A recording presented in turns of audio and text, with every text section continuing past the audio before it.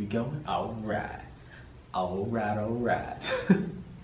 What is up, guys? I'm Silas Williams, aka TheSwolefessor, here to educate you on health and social well-being. And once again, I'm at Punch's gym really late at night because this week my days have just been stupid stacked, stupid busy. But anyway, what we're here for. So, day 3 on the new program. This is episode 3 of Time to Build.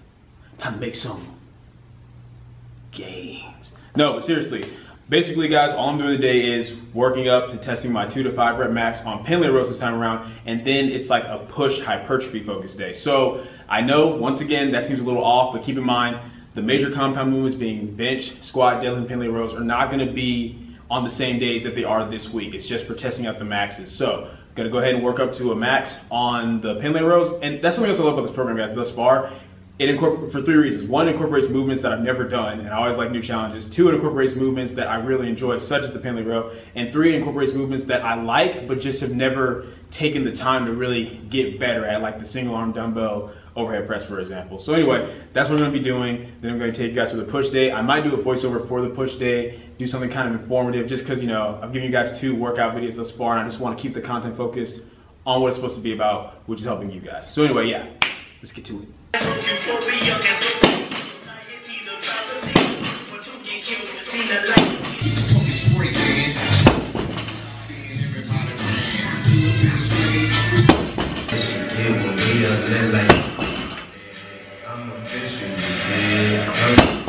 She wanna dose, just hop in the don't fuck with nobody, don't get your hand in that. Get a little boat.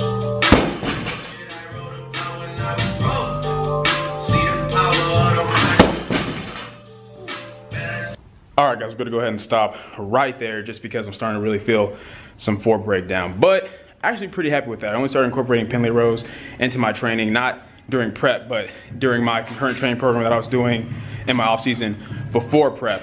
So, and the most I ever got up to for working since I think it was like 245-ish. So honestly pretty happy with that. And I can definitely tell that doing conventional for the time that I switched from sumo to conventional actually helped me as far as maintaining position. So like I said, conventional stuff is great carryover. I'm not telling anybody to go, you know, if you're doing conventional, I'm not telling you to go to sumo just because I am. I already explained why I'm doing that in the previous video. Anyway, let's get this push work.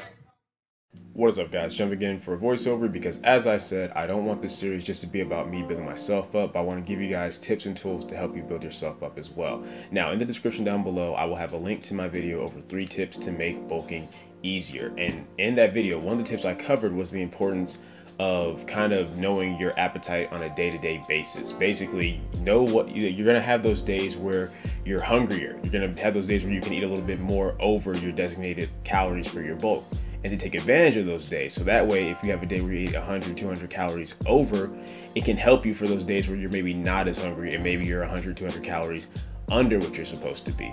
But what I want to talk about more specifically, guys, is knowing your appetite in general. And what I mean by that is know what type of eater you are. So for those of you who don't know, our appetites are pretty much predominantly, they're controlled by many factors, but predominantly our appetite is determined by 2 hormones, ghrelin, which increases our appetite, and leptin, which decreases our appetite. Now, for people who are, you know, thinner or more underweight, ghrelin tends to be highly elevated, whereas leptin tends to be highly elevated in people that, you know, eat a bunch of fats or, you know, are carrying a bunch of fat.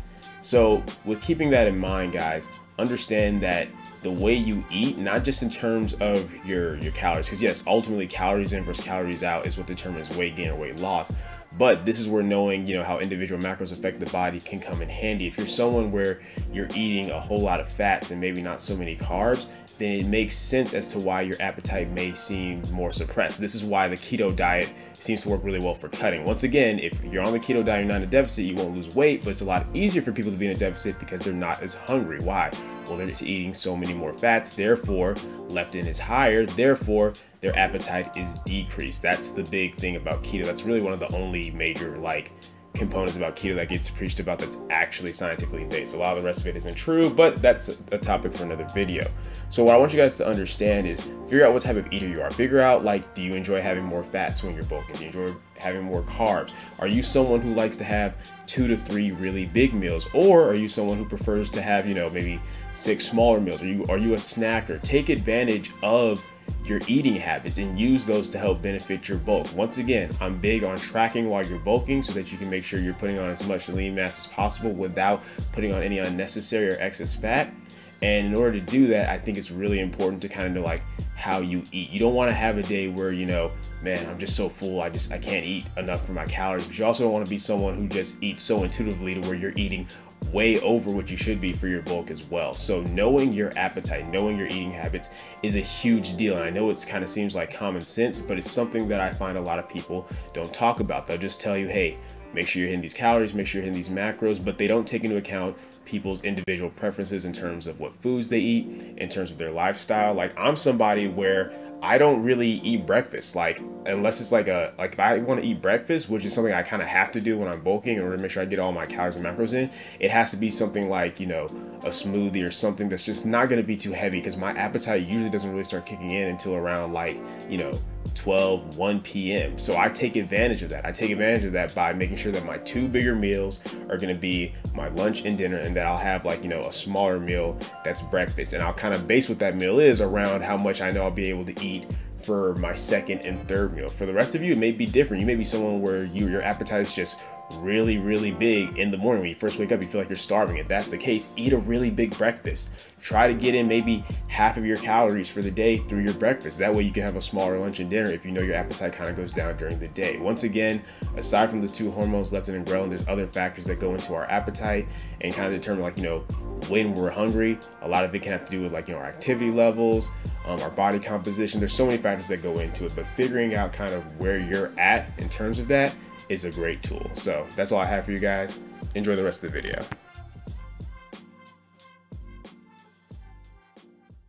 Alright guys, that's it for the workout. That's it for this video.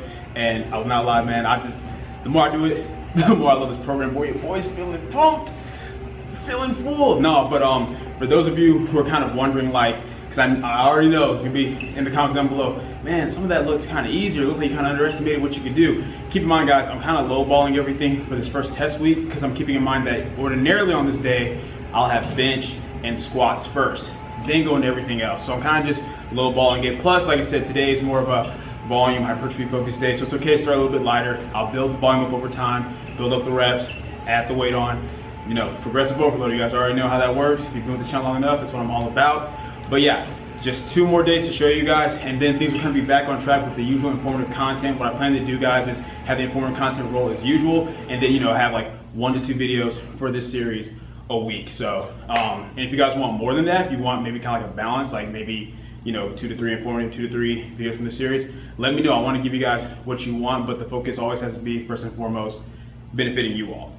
With that being said, like I said, 2 more days to show you. What I'll end up doing is on that final day, I'll kind of take you guys through what my weigh-ins have looked like this week, as well as make sure I do my initial measurements with you guys. Because I'm going to be doing my measurements, I'll take them at the end of each week, so you guys kind of get to see what my starting point is, and then we can get kind of just progress from there. So, hope you guys enjoyed this video. If you did, go ahead and leave a comment down below, let me know what you did. If you did not, leave a comment down below, let me know what I can do to get better.